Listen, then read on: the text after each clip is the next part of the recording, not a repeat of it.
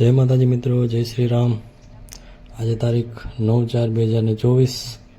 ગઈકાલે આખી રાત્રિ બસ આપણી હેલી અને આજે આપણે પહોંચી ગયા છીએ ચિત્રકૂટની નજીક। અહીં જે ચિત્રકૂટ હજી થોડુંક દૂર છે। સવારના વાગ્યા છે 7:30 જેવું થયું છે। ત્યાં રસ્તામાં એક હનુમાનજી મહારાજનું મંદિર આવ્યું છે। ત્યાં પાણીની એવી વ્યવસ્થા છે બધી। તો આપણે અહીં બસ ઊભી રાખી છે। અહીંયા ચા પાણી નાસ્તો કરી ફ્રેશ થઈને પછી આપણે જવાનું છે અહીંયાથી ગુપ્ત ગોદાવરી જે આવેલું છે ત્યાં દર્શન કરવા માટે। અહીંયા આજુબાજુમાં 2 હનુમાનજીના મહારાજના મંદિર આવેલા છે। તમે જો હનુમાનજી મહારાજની મૂર્તિ દેખાય છે। જય શ્રી રામ મિત્રો। હજી ચિત્રકૂટ અહીંયાથી થોડુંક દૂર છે, 5-6 કિલોમીટર જેટલું। અહીંયા સારી એવી વ્યવસ્થા હતી તો આપણે અહીંયા હોલ્ડ કર્યો છે ચા પાણી માટેનો।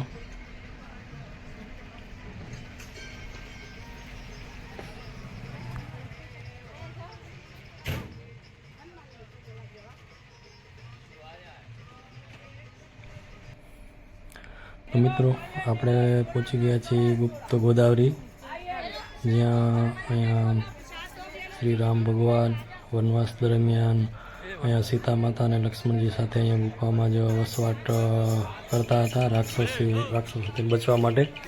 તો એ ગુફામાં એવું છે કે અંદર ઠેઠ પહાડોમાંથી ગોદાવરીજી નીકળે છે અને ઠેઠ અહીંયા નીચે સુધીનું પાણી આવે છે, કુંડમાં એકત્રિત થાય છે। તો આપણે ગુફામાં અંદર અહીંયા દર્શન કરવા માટે જવાનું છે। અહીંયા અંદર દર્શન કરવા જવા માટેની એક વ્યક્તિની 20 રૂપિયા ટિકિટ છે। તો આપણે જાશું અહીંયા ગુફામાં અંદર દર્શન કરવા માટે। અંદર ગુફામાં રસ્તામાં વચ્ચે ઠેઠ સુધી છે ને પાણી ઘૂંટણ સુધી ભરાયેલું છે, એટલે હાલવામાં ને એવું થોડુંક ધ્યાન રાખવું પડે એવું છે। તમે આ સાઈડ આવો તો એક વખત અચૂક અહીંયા ગુપ્ત ગોદાવરીના દર્શન કરવા મિત્રો આવજો। ચાલો હવે આપણે અહીંયા સીડી પગથિયા ચડીને અહીંથી ઉપર ગુફા છે ત્યાં અંદર જવાનું છે।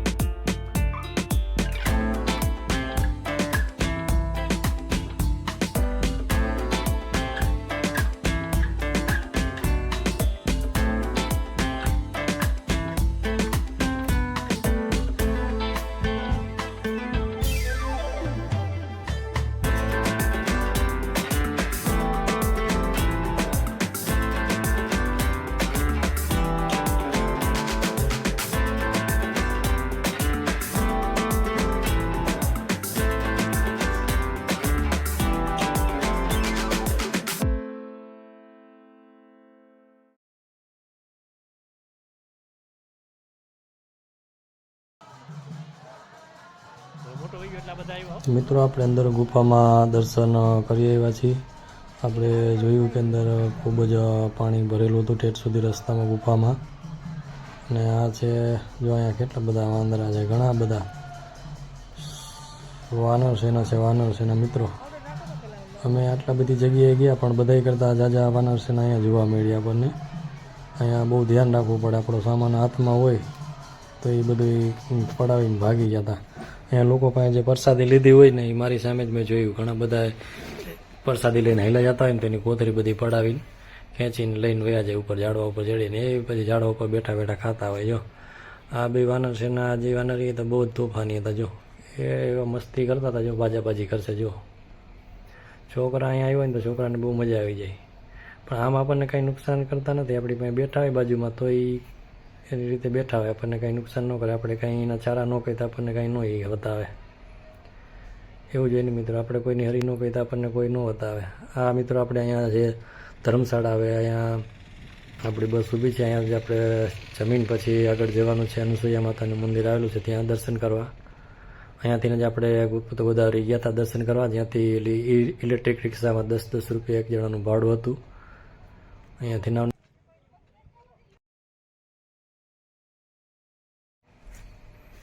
તો મિત્રો આપણે પહોંચી ગયા છીએ માં અનસુયા માતાના મંદિરે દર્શન કરવા. આપણી બસ અહીંયા ઊભી રહી છે અહીંયા પાર્કિંગમાં. અહીંથી થોડુંક અડધો કિલોમીટર હાલીને જવાનું છે. મંદિર અંદર આવેલું છે.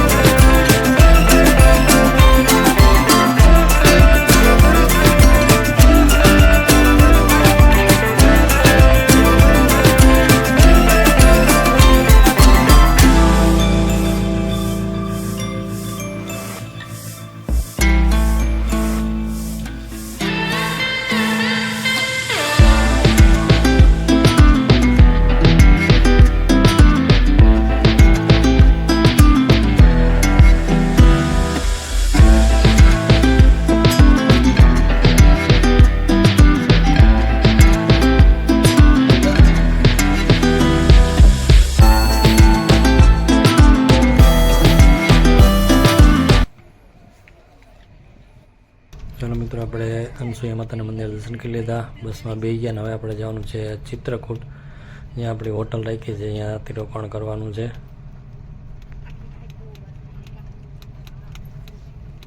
આ છે આપણી બસ. ચાલો મિત્રો આપણી હોટલે પહોંચી ગયા છીએ, હોટલ સ્ટાર. અહીંયા એક મસ્ત મજાનો ઉપર મોટો હોલ રાખ્યો છે. અહીંયા આપણે બધો સામાન ઉતારીને ઠેલા બેલા બધા રૂમમાં મૂકીને પછી અહીંથી જે બાજુમાં ધાર્મિક સ્થળો આવેલા છે ત્યાં આપણે અહીંથી રિક્ષા કરીને જવાનું છે દર્શન કરવા માટે. હોટલવાળા ભાઈએ વાત કરી છે કે ભાઈ અમે અહીંયા રિક્ષા બોલાવી હતી બધાની, અમે જાય એટલે 4-5 રિક્ષા કરવી જશે. અહીંયાથી લગભગ એક જણાનું 230 રૂપિયા જેટલું ભાડું નક્કી કર્યું છે આવવા જવાનું. અહીંયાથી આપણે થોડાક ફ્રેશ થઈને પછી જઈએ પછી આજુબાજુમાં મંદિર છે અહીંયા દર્શન કરવા માટે.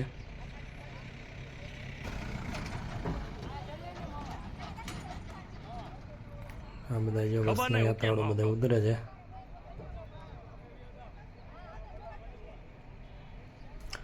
તો મિત્રો હવે આપણે જે બધા દર્શન કરવા જઈશું એ નેક્સ્ટ વિડીયો બનાવશું. ત્યાં સુધી બધા મિત્રોને જય માતાજી, જય શ્રી રામ. તો મળીએ એક નવા વિડીયોમાં. જય શ્રી રામ.